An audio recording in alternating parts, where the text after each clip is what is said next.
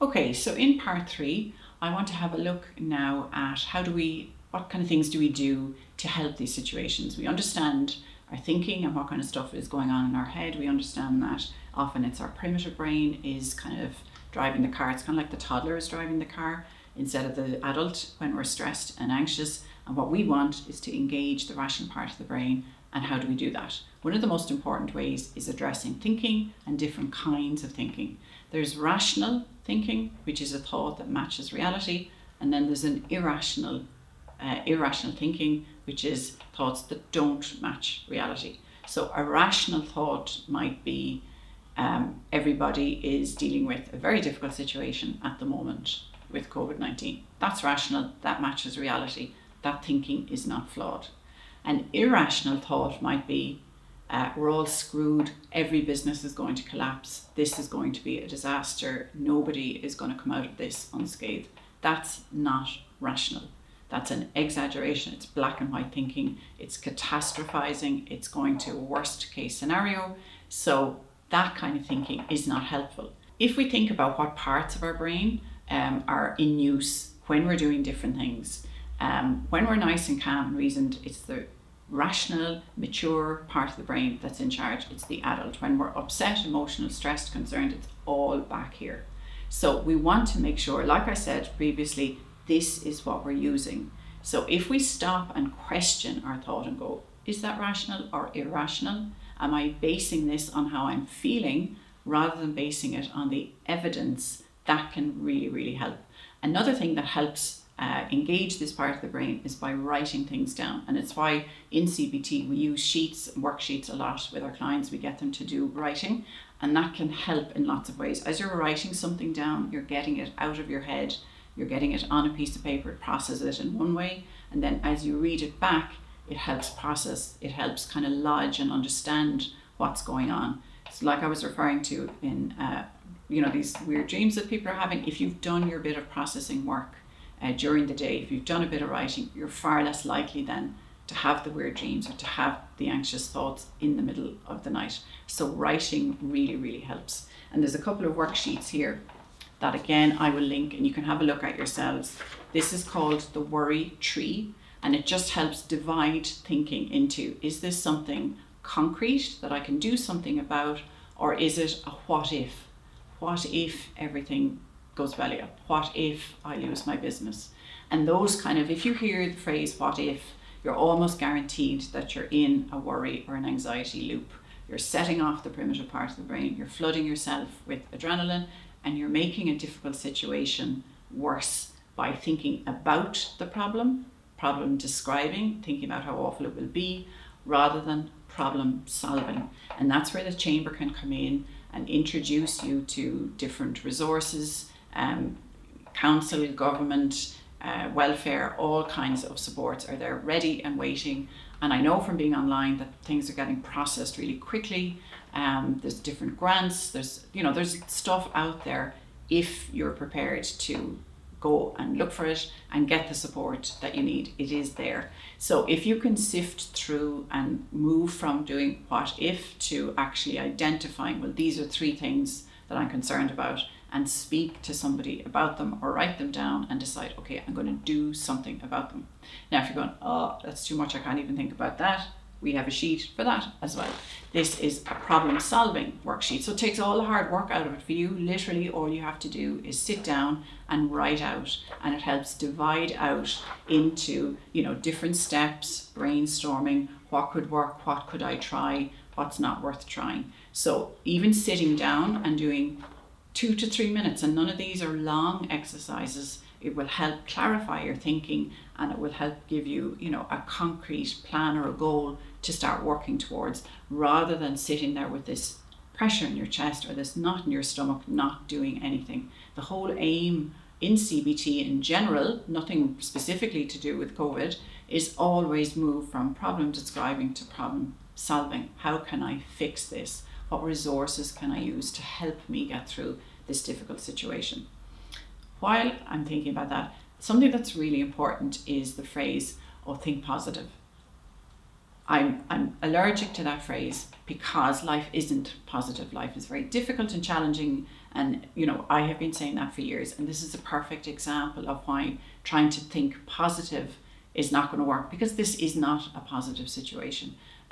There's so much pressure in our health service. There's people, dying from this virus. It is really, really difficult. It's one of the most difficult things I think most of us have ever had to face. So trying to put a sheen on that or think positive is, it's minimizing and invalidating. It's not an appropriate response. What we're trying to do, and what we always promote in CBT, is to think realistic thoughts. So we acknowledge what's going on. So a balanced thought would be, this is a really difficult situation, but there are resources out there to help me. Or I'm struggling in my business, but I have the chamber who are waiting, at the other end of the phone to help me if I reach out. So work on having balanced, realistic thoughts, and don't be putting yourself under pressure to think positive. That doesn't work. Okay, another sheet that is really useful, or just even as a concept, everyone knows Judge Judy. And no matter who I ask, I've asked 17-year-old lads and 70-year-old women, everybody knows Judge Judy. She is tough and she just doesn't tolerate any crap, and she cuts through issues really, really well. So when you're struggling, trying to work out your thinking, is this rational or irrational? Is this likely to happen or not? You have to imagine Judge Judy is sitting beside you, and you have to persuade her that your thought is correct. And one of the ways of doing that is this concept called the court case. So where's the evidence for this thought? And that's something we don't stop and think. We just go along with our thoughts as if they're true, just because we think them. Especially if there's lots of emotion attached to them, we're inclined to go along with them. But if you stop and think, where are the facts that back this up? A lot of the time, it's our fears, it's feelings, it's maybe something somebody else said, that is what we're being led by. Only cold and hard facts are what is useful in terms of problem solving. So there's a nice little sheet there that you can fill in. What's the thought that's stressing me? And you would do that by tuning in when maybe your heart's pounding out of your chest and you identify a thought, my business is going to collapse. And then we go, okay, where's the evidence for that? And you go, okay, because I'm not selling anything right now. But where's the evidence against? Which is the second half, which often we don't think. Okay, the evidence against is that there are supports in place. Everybody else in my business is also in the exact same position. So, we're all on a level playing field, and people are the whole, of Ireland and the whole world, we're all in the same boat, we're all in the same situation. People want to help and support businesses. So there's evidence that isn't true. So we want then at the end of the sheet, what is our more helpful? Remember, helpful or realistic rather than positive. A more helpful thought is, even though my business is, stuck right now or stymied, there is help and support out there, and I will be able to get back on my feet. It might not be the business that I had before, but it doesn't have to be a complete disaster. And the sooner you get in and get working and get involved and engaged with supports, the better it will be for your business. You want to be ready, out of the traps as soon as we get back to normal. Don't be waiting for things to change. You get stuck in and get involved, and then you'll be in a much better position when we do get back to normal. And we will get back to normal. Okay, something I wanted to just talk briefly about, I referred to it earlier, is sleep and how important it is to get a good night's sleep. Sleep hygiene is something that you can Google yourself, and there's loads and loads of information out there. To have a good nighttime routine, not to be on your phone as you're trying to get to sleep, up at the same time, bed at the same time. There's a sheet here that I can link if you want that one, or look it up yourself. Another really important thing is to address worries. Don't distract from them, don't park them and think I'll deal with it tomorrow. That is going to affect your sleep. So if you have things on your mind, which more than likely as a business owner you do, what can be really useful is to allocate worry time. So at 7:30, 8 o'clock at night, not just before bedtime. You don't want this stuff fresh in your brain late at night, but early in the evening, sit down and write out your worries. Give them concentrated time. Use the sheets that I was talking about earlier and really give it welly.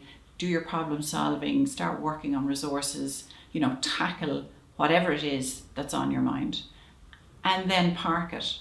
So you would literally set an alarm, 15, 20 minutes, worry, and then 24/7, that's it, I'm done.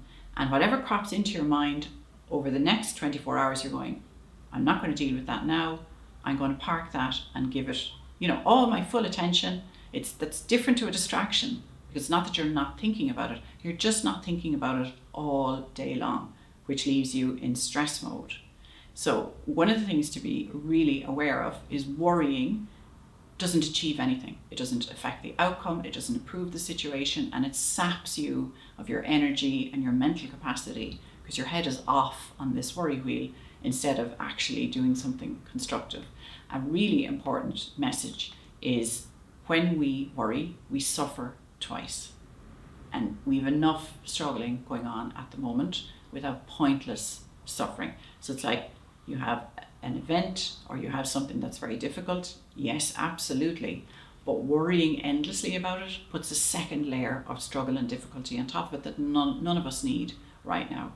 So tackle your worries, get stuck in, get constructive, and then park them. Allow yourself a break then, some time off, and go, no, I'll come back. And that's hard at the beginning. It takes practice. But the more and more you do it, remember I was saying about neurons firing? In part one, when neurons fire in a particular way, if they fire together, they wire together. So those neural pathways can get strong. So if you're used to worrying, that will be like writing with your right hand. So you're used to doing it. So that's what you will automatically go and do.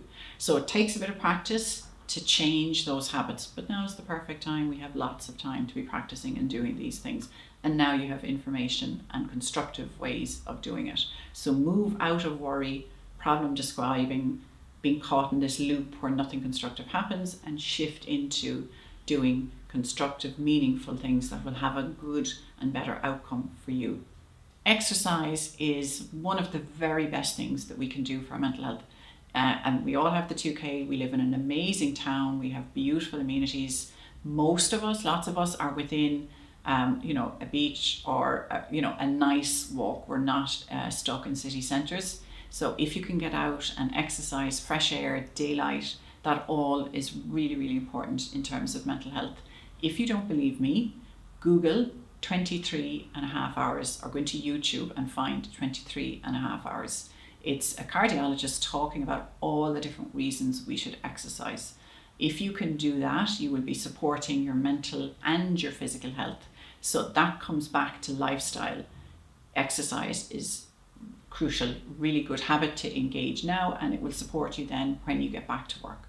Something that's really important to think about is how we're nourishing our minds. What are you watching? What are you listening to? What are you reading reading all day? Is it, legitimate, helpful resources, or is it, trash media, negativity, panic? Good stories often don't sell press, and it can, the fright headlines are often the ones that we will be more inclined to click on. Have a think about where your head is at during the day. And if you're getting stressed and anxious from watching endless news, maybe turn off the news. We don't, tune in at the 9 o'clock news at night and that's enough. Or don't listen to news at all. We're all getting a lot of information overload, and our brains are like going into brain freeze because it can't handle so much information. So have a think about who and what you're listening to, and try and lean, purposefully and deliberately into people that are supportive and helpful, that want things to get better and that have a better, more upbeat attitude. Something else that's really important, and I love this little picture, it really captures it so well, is not to compare. In the business world, you could be going, oh my God, they're sailing away, or they're no bother, or, and thinking I'm different or I'm the only one. Everybody is struggling. Jenny and all her staff in the chamber have been working, so hard over the last few weeks to support everyone and everybody. Nobody is getting away unscathed in this. So please don't be comparing yourself. Everybody's situation is different. Everybody's background is different. Everybody's future is different. So work on yourself. What do you need for you? Draw your boundaries tight. Focus on yourself and your loved ones and work out what's best for you. And don't be trying to, do things that you think other people think I should be doing, or, this will look bad. Work on yourself, and that's much more important, because you are the only person who knows what's going on in your mind. Don't make assumptions.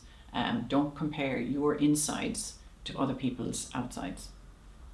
Okay, thank you if you have stuck out the 3 parts, because I know everybody has, you're trying to keep up kids at home and maybe older parents. So we all have a lot going on, but thank you very much for tuning in. So in summary, if you check in with yourself every day, if you pay attention to your body, it will tell you when you need to act.